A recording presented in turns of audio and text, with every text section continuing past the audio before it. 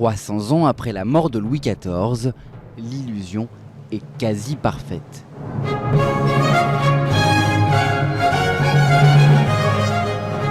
En 2015, les convives se pressent toujours dans les jardins du château de Versailles. Mieux encore, chaque samedi de l'été, dès la tombée de la nuit, 13 bosquets et plus de 50 fontaines s'offrent au public. Comme au temps du Roi Soleil, c'est près de 1500 jets d'eau qui s'animent au rythme de Lully ou Rameau.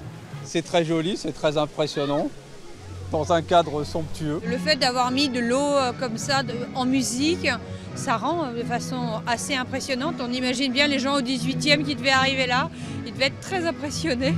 Parce que moi je le suis et je suis au 21e siècle alors.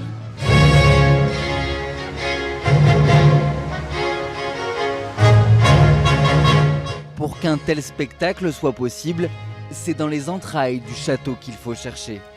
C'est dans ce souterrain qu'une quinzaine de fontainiers entretiennent toute l'année le système hydraulique vieux de 3 siècles. On a des tuyaux en fonte qui ont été refaits sous Napoléon.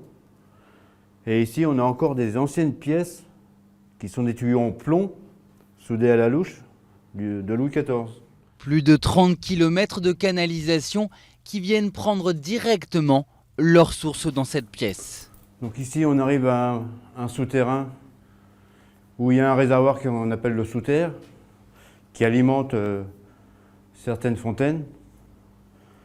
Et il y a une contenance à peu près de 2500 m3 d'eau. Un autre réservoir comme celui-ci est nécessaire pour alimenter les 55 fontaines du château. À la surface, les fontainiers ouvrent et ferment les vannes à l'aide d'un drôle d'outil. La clé lyre, qu'on appelle, qui va servir à ouvrir les vannes des fontaines, clé d'époque. Et comme vous voyez, chaque clé a son nom de fontaine dessus. En un tour de clé, l'eau ruisselle en cascade, ici sur la salle de bal. Puis les unes après les autres, toutes les fontaines s'animent. À la nuit tombée, comme à l'époque du Roi Soleil, les jardins s'embrasent.